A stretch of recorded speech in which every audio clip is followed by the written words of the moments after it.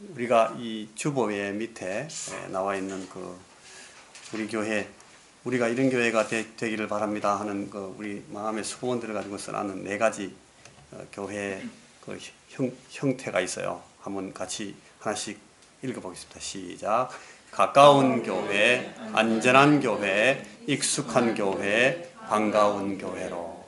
우리 교회가 주변에 있는 많은 우리 주민들에게 가까운 교회다 하는 이 장점이 부각이 되기를 바라고, 우리 교회가 아주 안전한 교회다. 어린이들에게도 어른들에게도 여성들에게도 또 노인들에게도 다 참 안전한 교회로 이렇게 이미지가 됐으면 좋겠고, 그래서 자주 드나들면서 아주 익숙해지는 그런 교회가 됐으면 좋겠습니다. 우리가 아파트에 있는 동안 우리가 하나님께서 인도하시면 더 다른 장소로 또 다른 곳으로 하나님께서 인도하시겠지만, 우리가 이 아파트에 있는 동안 참 익숙한 교회다.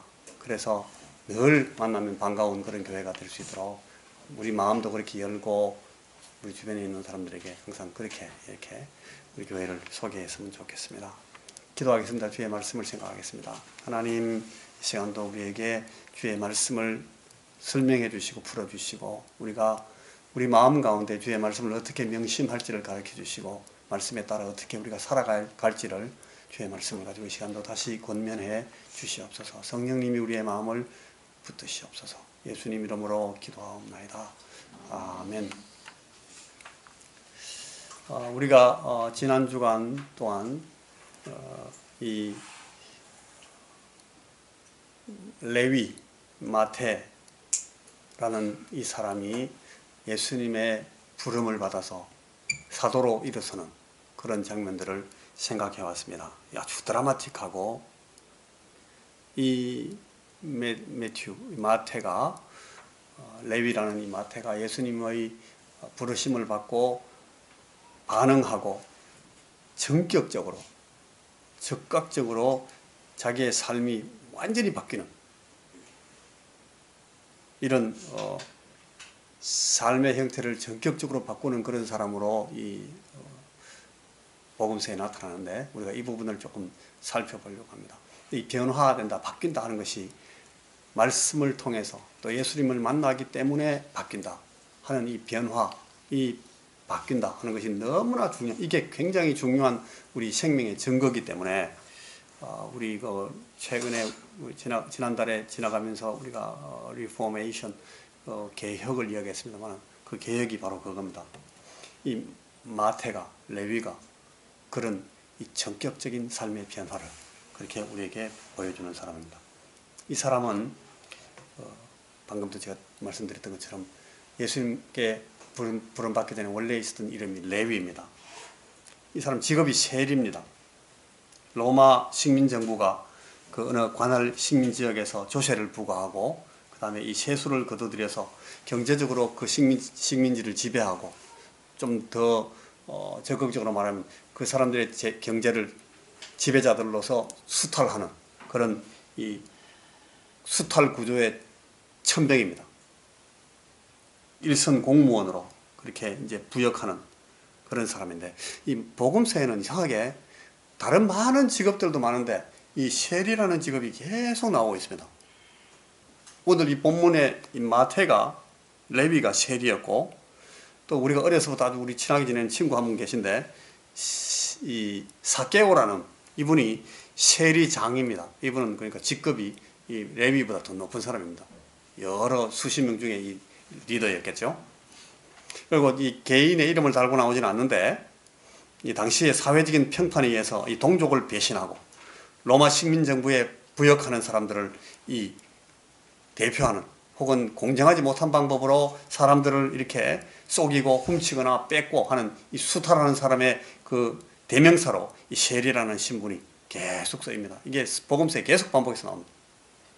제가 한번 어제 쓱 이렇게 살펴보니까 한 20-30차례 나오는 것 같아요. 이 부도덕한 사람들을 대표적으로 지칭할 때에 세리와 창기, 이 창녀들, 세리와 창기 이런 말을 써요. 부도덕. 이 부도덕의 대표 선수가 세리입니다. 그리고 또 하나님의 언약 밖에 있는 사람들, 이 사람들, 축복 밖에 있는 사람들을 말할 때 이방인과 세리 이렇게 말합니다. 거기 꼭 세리가 껴요. 말하자면 이 공간복음서에서 이 셀이라는 직업이 개념화하고 있는 것은 바로 여러분 죄 속에 거하고 있는 인간입니다. 죄인이라는 자각을 갖지 못한 자연인으로서 살아가는 그 인생들, 구속주를 만나지 못한 때의 우리 옛모습, 저와 여러분들의 옛모습을 지칭할 때 이 셀이라 그렇게 이름을 쓰는 겁니다. 오늘 우리가 방금 읽었던 그 본문은 여러분 그 마가가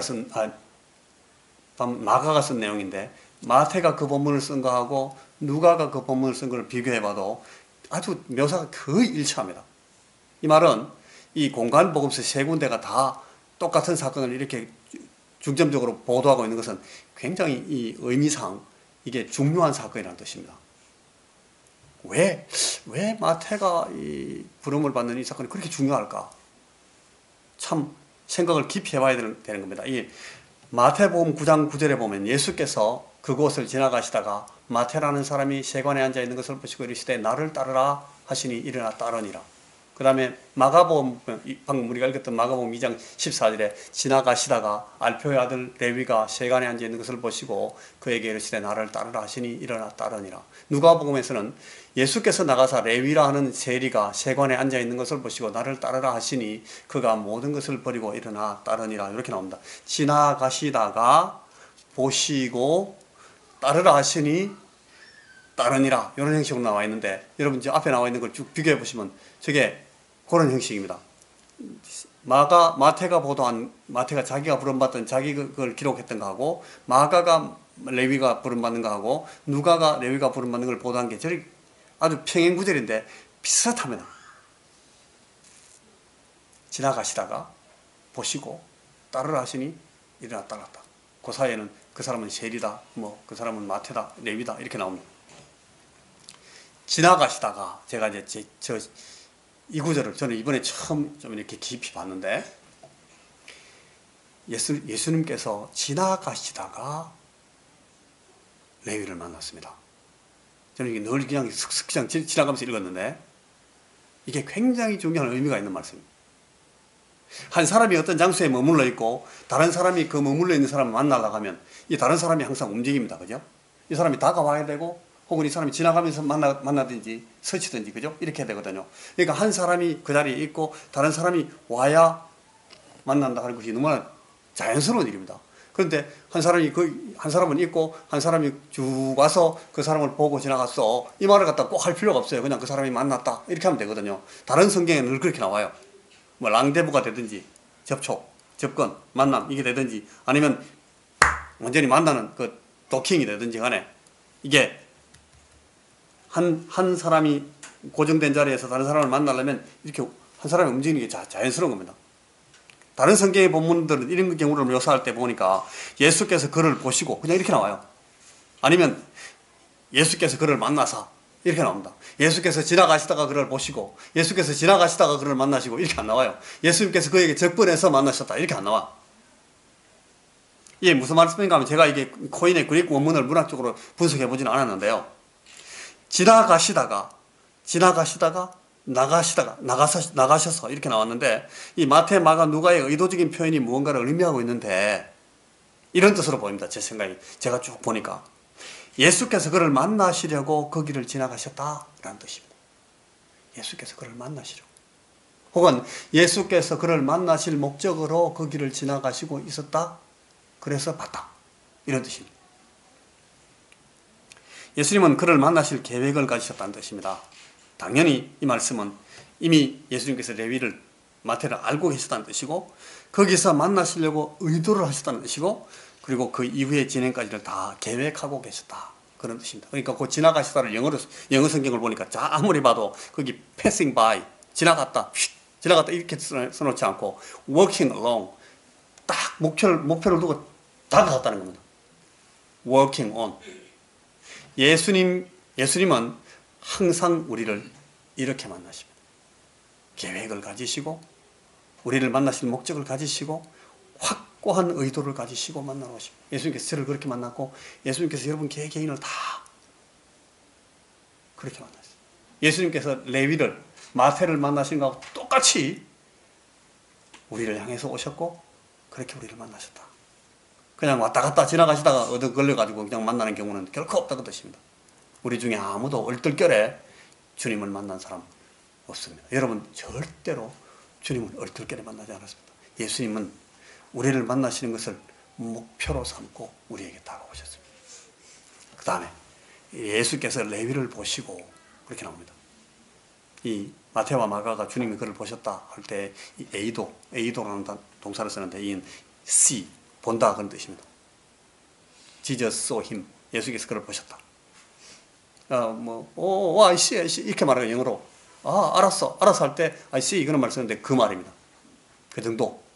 근데 누가는 근데 그걸 조금 다르게 써요. 누가가 좀 더 집중해서 보시는 의도를 가지고 신경 써서 보셨다 하는 단어를 거기 씁니다. 영어에도 번역하기를 거기는 behold라고 뚫어지게 집중해서 딱 쳐다봤다는 거예요. 내가 지나가면서 이렇게 보신 게 아니고 딱 예수님께서 마태를 탁 눈을 마주쳐서 보셨다는 거예요. 그러면서 예수님이 그를 부르십니다.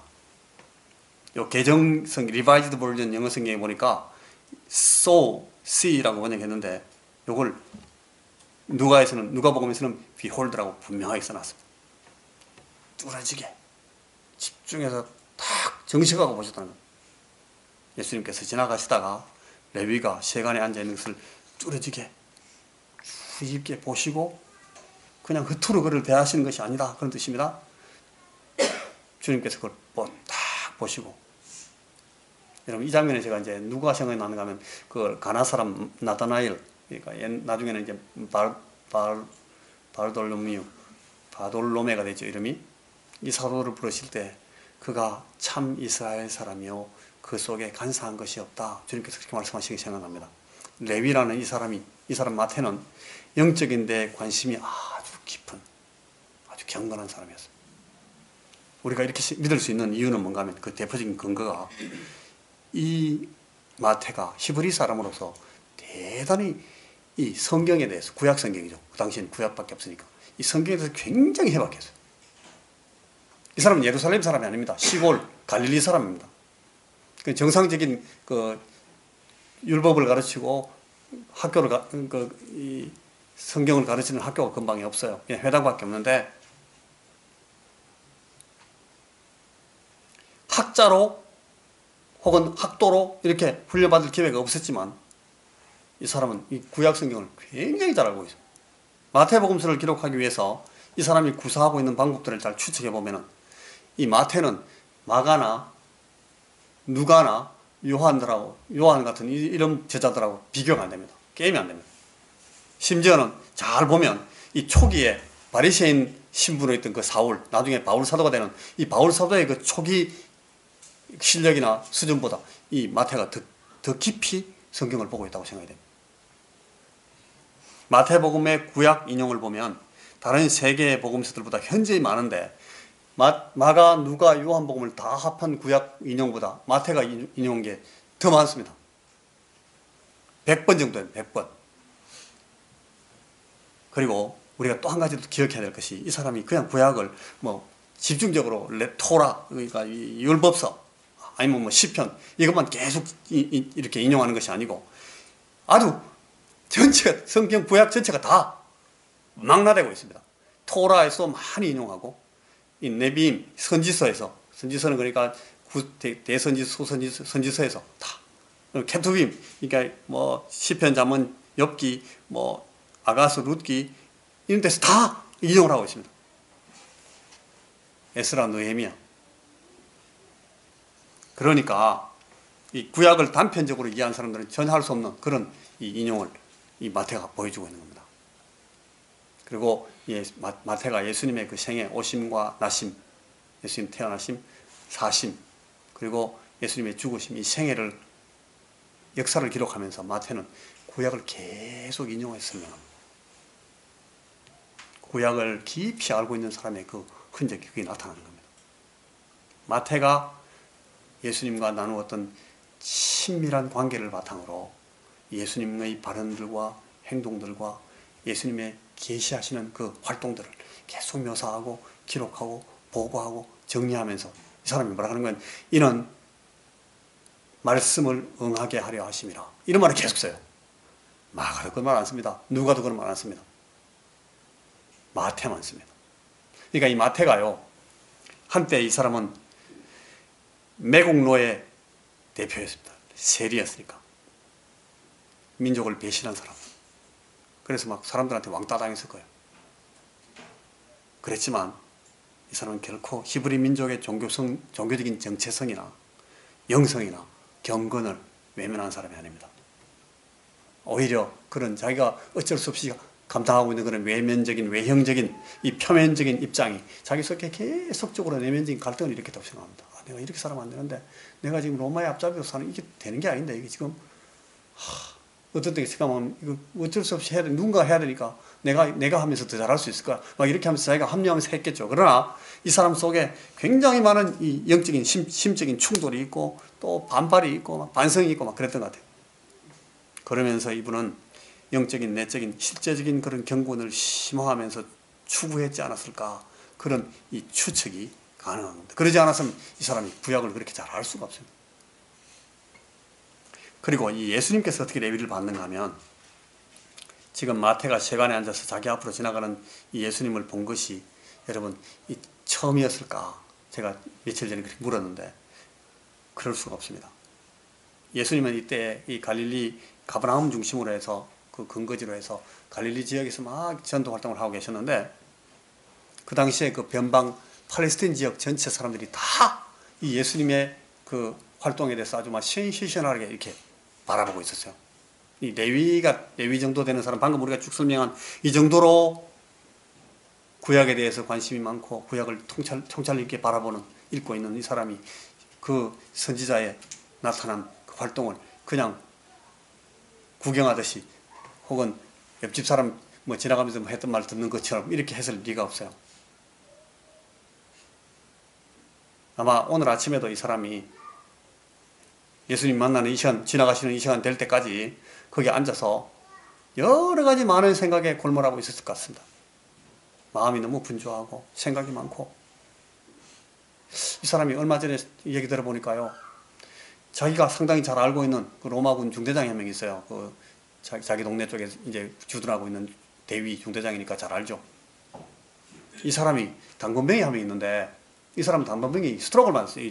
고혈압 때문에 팍 그냥 쓰러졌는데, 보니까 이거 곧 죽을 것 같아요. 그래가지고 빨리 이 사람이, 아이고 나사렛에서 온 그 선지자한테 빨리 막 사람 보내가지고 말했습니다. 내 당근병이 막 죽으려고 합니다. 그러니까 예수님께서 그 얘기를 듣고, 그래? 내가 가서 고쳐주지. 예수님께서 내가 가서 고쳐주리라 막 가시는 거예요. 그러니까 안 됩니다. 여기 오실 필요 없습니다. 그냥 말씀만 하시면 대박 낫지 않습니까? 말씀하십시오. 예수님께서 즉시 고쳐주죠. 바로 그 사람을 치료하시고 나서 놀라십니다. 예수님이 이스라엘 중 아무에게도 이만한 믿음을 보지 못하였노라.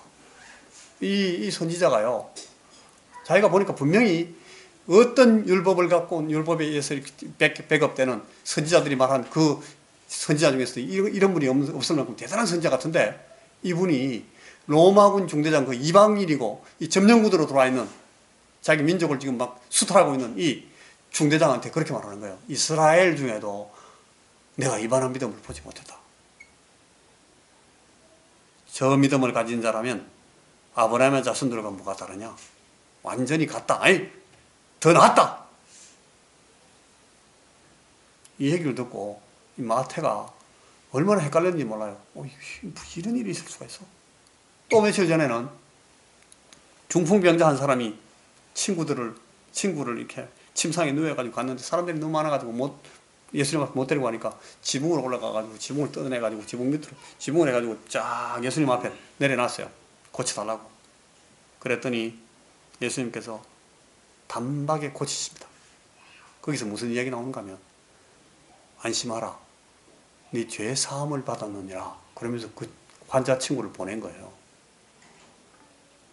죄 사함을 받았느니라. 무슨 얘기, 이런 얘기 나오는가? 이 마태는 띵한 겁니다. 지금 죄를 사하다니. 아니, 율법을 그렇게 잘 아시는 분이 이렇게 막 말씀을 하신단 말이야? 어떻게 사람이 저런 말을. 그래 놓고서 가만히 생각해 보니까, 이분이 지금 자기 자신을 하나님이라고 주장하고 계시구나.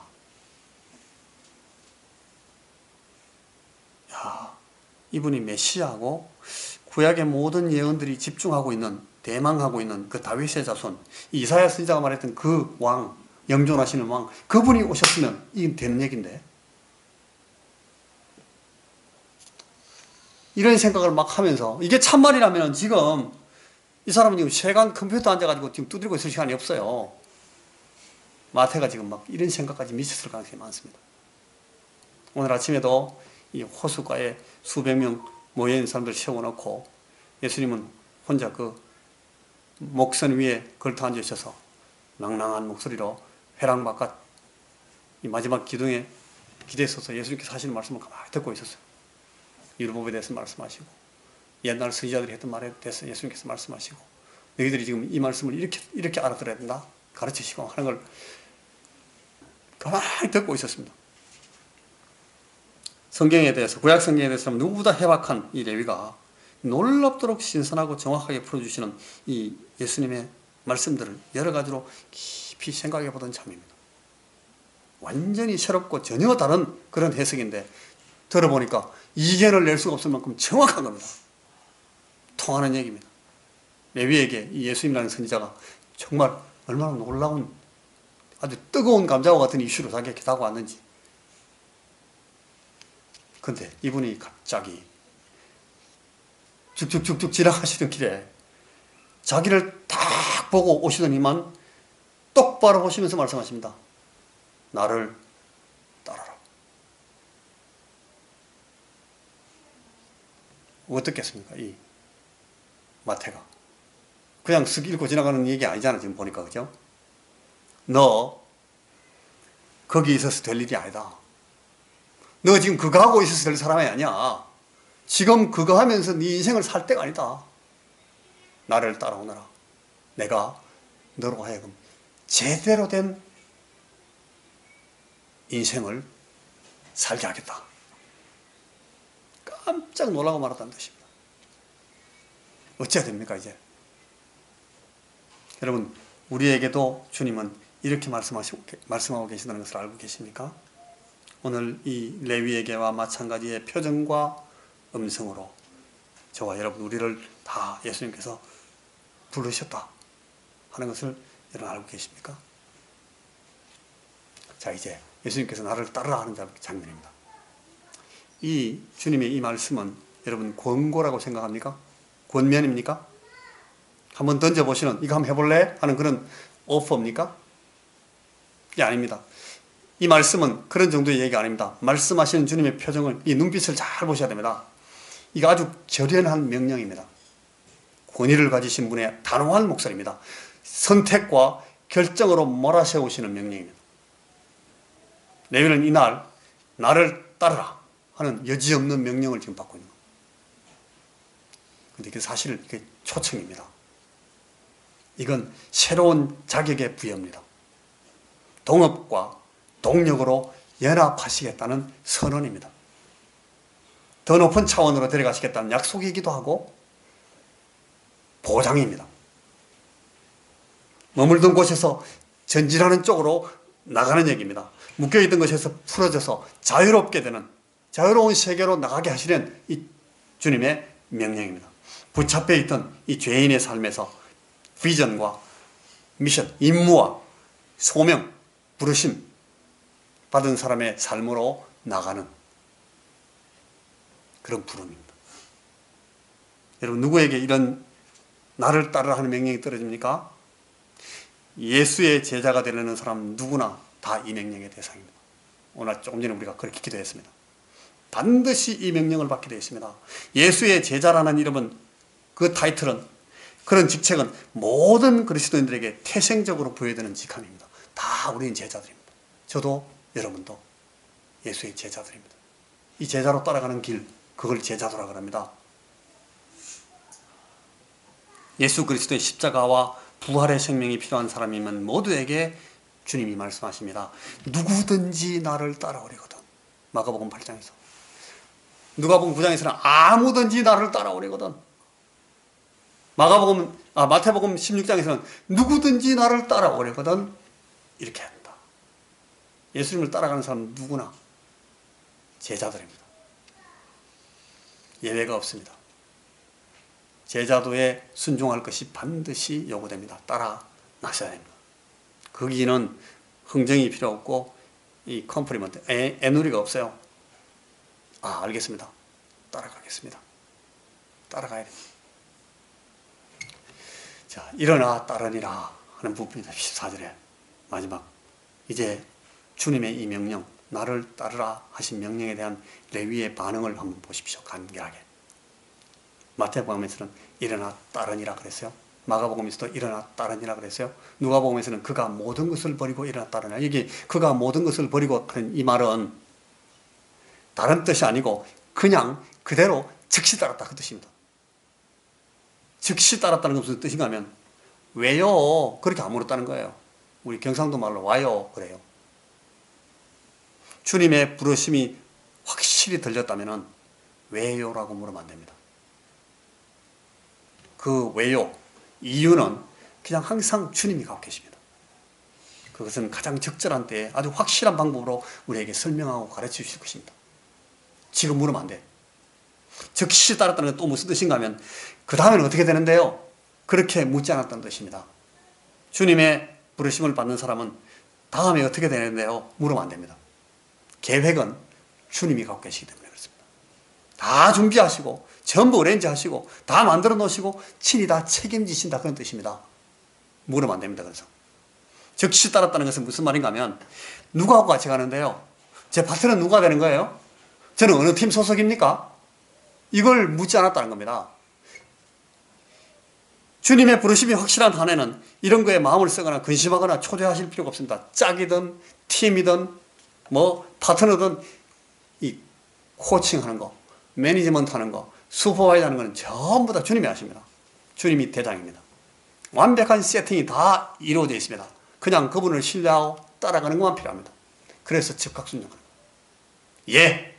하고 이제 가면 됩니다. 우리가 의외로 예!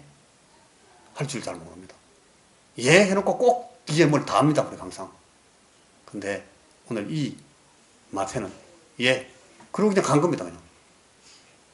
마음만 결정하면, 결단하고 나면 따라가는 것만큼 간단하고 쉬운 건 없는 건데 그걸 못하는 겁니다. 조금 전에 우리가 기도할 때 그렇게 기도했잖아요.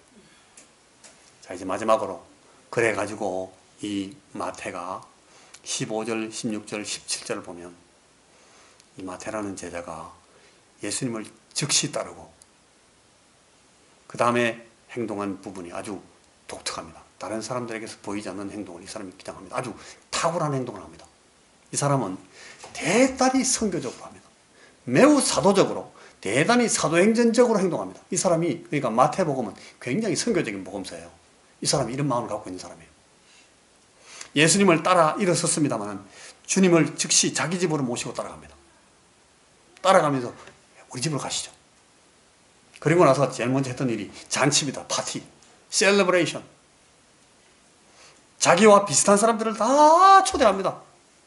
레위는 친구들과 동료들을 대단히 잘 알고 있습니다. 그들을 가장 쉽게 부담 없이 금방 최대한으로 불러 모으는 방법을 딱 알고 있습니다. 이 사람은. 와 보라 그래가지고 올 사람들이 아닙니다. 와서 들어봐 그렇게 말해가 될 사람들이 아니에요. 야 잔치야, 셀러브레이션, 파티야 파티. 어서 와, 빨리 와. 내가 한턱 쏜다 그랬잖아. 와봐.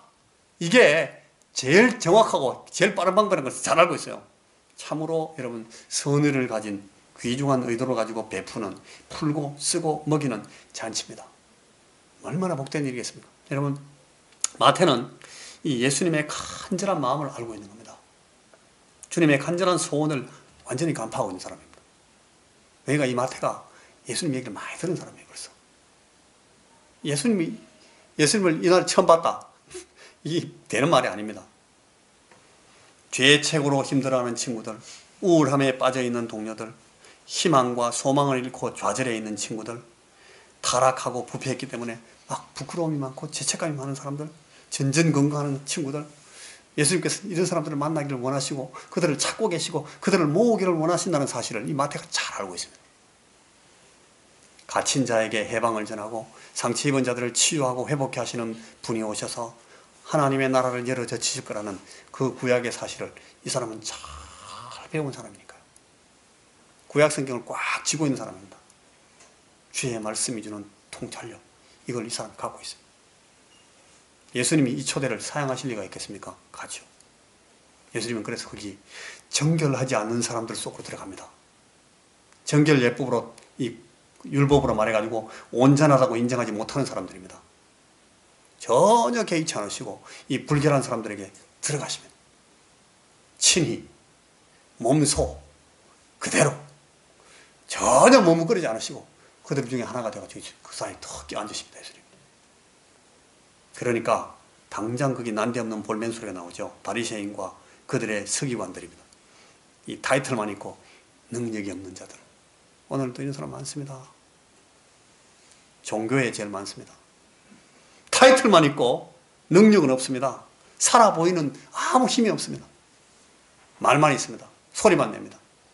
뭐라고 합니까? 누가복음에 아니 너희가 어찌하여 세리와 죄인들과 함께 먹고 마시느냐? 마가복음에서는 어찌하여 세리 및 죄인들과 함께 먹는가? 마태복음 9장에서는 어찌하여 너희 선생은 세리와 죄인들과 함께 잡수시느냐? 무슨 말라 비틀어진 소리입니까? 얼마나 여러분 까칠하고 찌르는 소리입니까? 하나님을 더 잘한다는 사람, 성경에 더 밝은 사람이라 자랑하는 사람들이 늘 이럽니다. 더 이럽니다. 이것이 하나님 섬기는 도다. 자기들이 정해놓고 말합니다. 복음도 진리도 모르는 거로 오해한 사람들입니다. 교만하고 강팍한 죄인들입니다. 교만한 사람으로서 부끄러워하고 전전긍긍하는 죄인들을 욕하고 있는 겁니다. 무서운 짓입니다. 그리스도인들이 정신줄로 오면 이런 망발에 빠져버립니다. 교회들이 이 스피릿을 놓치면 성령님을 놓쳐버립니다. 이런 짓을 서슴지 않고 저질합니다. 여러분, 우리가 깨어있지 않으면 언제든지 이런 뻘짓을 한다는 겁니다. 주님은 우리가 선한 사람이 되기를 원하십니다. 그러나 주께서는 결코 선한 자를 찾아오신 것이 아닙니다. 주님은 우리가 의로운 자가 되시기를 원하십니다. 그러나 주께서는 의로운 자를 찾아오신 것이 아닙니다. 주님은 우리가 거룩한 자 되기를 정말 원하십니다. 그러나 주님께서는 거룩한 자들을 찾아오신 것이 아닙니다. 그런 자들은 하나님 나라에 있지 세상에 없습니다. 그런 자들은 땅에 있지 않습니다. 주님은 그 사실 때문에 그 사실을 아시고 사람의 몸을 입으셨습니다. 죄인들에게 오십니다. 땅으로 내려오십니다. 주님이 나무 위에 앉아서 생선을 찾는 연못 구워하시겠습니까? 우리가 주님을 만날 때에 주님은 선함을 우리에게 베풀어 주십니다. 우리가 주님을 배울 때에 주님은 의로움을 우리에게 옷 입혀 주십니다. 그리고 우리가 주님을 따를 때에 비로소 거룩함의 길을 걸어나갈 수 있도록 우리를 인도해 가시는 겁니다. 건강한 자에게는 의원이 쓸데없고 병든 자에게 라야 쓸데있나니 내가 의인을 부르러 온 것이 아니요 죄인을 불러 회개시키러 왔노라. 여러분, 우리가 의원을 뵙기 위해서 일부러 병을 얻자는 건 아닙니다. 우리가 구속주를 뵙게 되기 위해서 죄를 뒤집어 쓰자는 얘기하는 건 아닙니다. 우리는 이미 충분히 병들었습니다. 우리는 지금 충분한 죄인들입니다. 그리고 우리가 선하지 않음을, 우리가 의롭지 못함을, 우리가 거룩한 자 아닌 것을 겸손히 인정하자는 뜻입니다. 우리가 선하게 되기를, 우리가 의롭게 되기를, 우리가 거룩한 자 되기를 간절히 갈망하자는 겁니다. 그리고 선함과 의로움과 거룩함을 얻는 방법은 오직 예수님 만나는 방법밖에 없다 하는 것을 이해하자는 겁니다. 이분을 뵙기만 하면, 이분을 만나기만 하면, 이분을 의뢰하고 이분의 제안을 수용하기만 하면 우리는 그분이 다 가지신 그것들을 우리가 다 같이 얻게 됩니다. 누리게 됩니다. 약속입니다. 레위는 이날 바로 그날 이 놀라운 것들을 celebrate, 축하하는 겁니다. 기뻐하는 겁니다. 그걸 기립니다. 그걸 주신 주님을 막 찬양했습니다. 그걸 위해 사람들은 막 끌어모았습니다. 나는 의원이다. 병인들과 환자들을 만나러 왔다. 내가 고쳐주겠다. 이 얘기를 듣고 얼마나 기뻤겠습니까? 이 마태가. 세리인데요. 대표잖아, 자기는.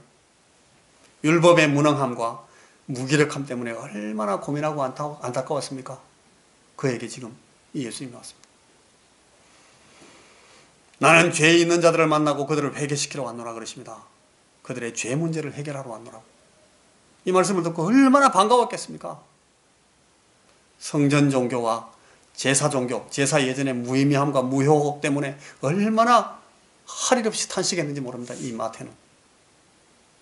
이제 그에게 내가 죄 있는 자들을 만나고 그들을 회개시키러 왔다고 주님 친히 말씀하시는 거예요. 주님과 동행하기로 결단하고 즉시 일어나 따랐던 그의 행동을 통해서 제자된 사람의 자세, 제자된 자격, 사도의 품격, 금방 이 마태가 나타나기 시작한 것은 정말 놀라웠고 반가운 일입니다. 오늘 마태를 부르신 이 일에서 우리가 명심할 사실, 저는 제일 중요한 사실이 이거라고 생각했습니다.